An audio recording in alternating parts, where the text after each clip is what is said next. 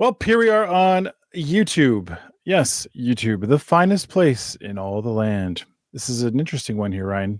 Do you know who Drab Majesty is? No, I've never heard of you know them. what that means. Oh yeah. What Nathan said there was new artist alert. They got drowned out. I'm not sure. New artist alert. This one comes from Tyler, who is not a new patron, by the way. Tyler has been supporting us regularly. Thank you, Tyler, for this request. We love it. So what he says, I wanted to share with you guys a group called Drab Majesty. I've been a fan of these guys for a couple of years now. It really ticks all the boxes for what I like in music. All right. Okay. Lush guitars, new wave vibes. Oh. And just damn good songwriting. This track is called Ellipsis. Please enjoy. Thanks for everything you do. Well, thanks, Tyler. That's very kind of you. And yeah, we dig Tyler's the request that he gives us. Usually it's something like this. It's something a little bit.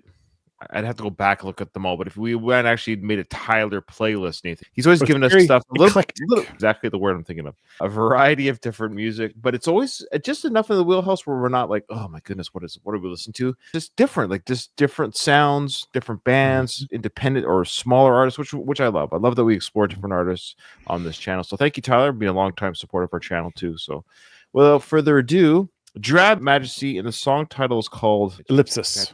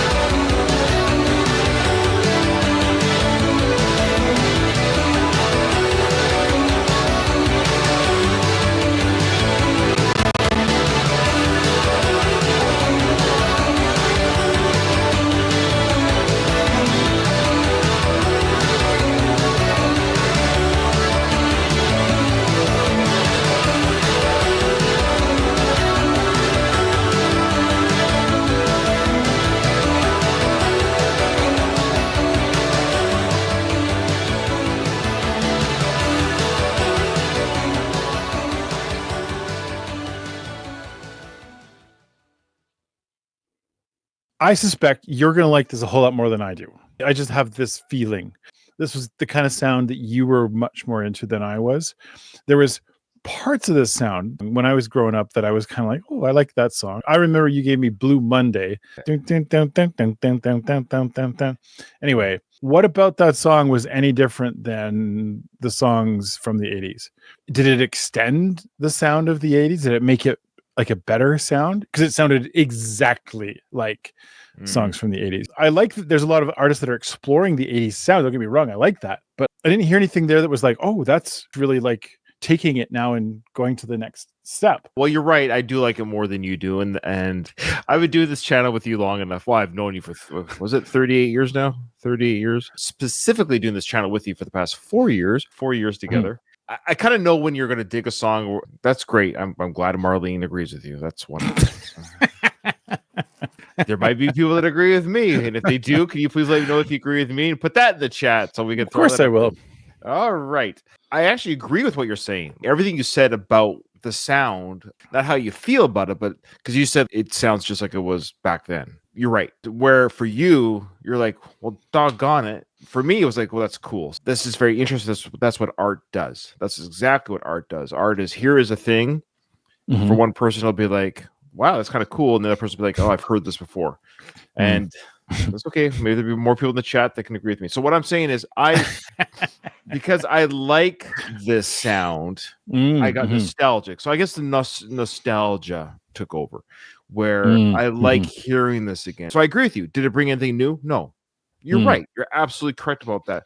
But then how that made me feel was I liked it. So it wasn't groundbreaking, didn't break down any barriers. It didn't change my mind about the sound. It literally sounded like a song I would have heard in 1988.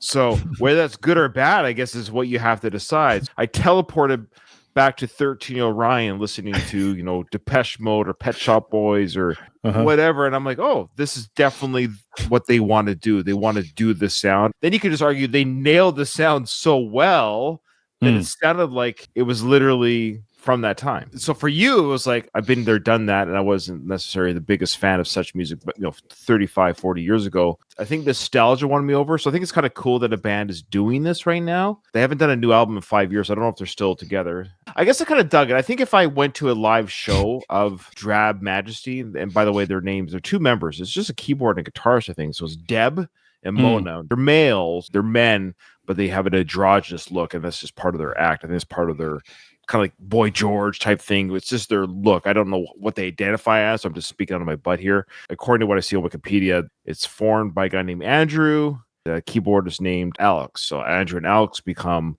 Deb and Mona for Drab Majesty look. So that's kind of funny. I like that. So yeah, all in all, well, they actually just released a new single this year called Photographing. They're still making music, but their last studio album was 5 years ago. So yeah, I dug it. I think ultimately, if we went to a show, we'd probably won over even more seeing it live perform. It might be kind of fun to see this kind of music live. I like the song, and I agree with everything you're saying. And I would say it was 80% nostalgia for me. It was just kind of nice to hear the sound again. I kind of like that clean sound. I like the beat. I like the synthesizer music. I like the vocal of just kind of reminding me again, like Pet Shop Boys type vocal work. And then at the end of the day, it didn't challenge me. It didn't scare me. It was easy to tap my foot to. So I give it like, I don't know, 7 out of 10, 6.5, 7 out of 10. But I can see why for your criticism, I get it. If we were told this was a track that we never heard in 88, 89, we would have been like, okay, yeah. I was transported back, but I was transported back so that I could skip it on the CD player. Yeah, no, that's fine. Yeah. The only other criticism I might have if I was the producer of this song, I might have shortened it just a bit. It kind of dragged a little bit at the end, even for me. So, but other than that, thanks, Tyler. Again, Tyler, we don't take our criticisms or whatever. That's what we do on this channel. Of course, we just exactly how we feel. So it can guide people to what we were looking for too. So we don't want to take people's money and just say, yeah, this is amazing, best thing I ever heard. Keep giving us more. We always like to guide our patrons to soundscapes or, So again, safe song for me. It was safe, almost too safe. And for Nathan, that boredom. I think it's probably the easiest way to do it. So that's probably the best way. Yep. All right. Thanks, Tyler. Thanks everyone watching. And thanks, Drab Majesty. Keep up the good work though. Keep keep having fun playing your music. Yeah, absolutely. Yeah. Yes. And until we see you later. Bye-bye. Bye-bye.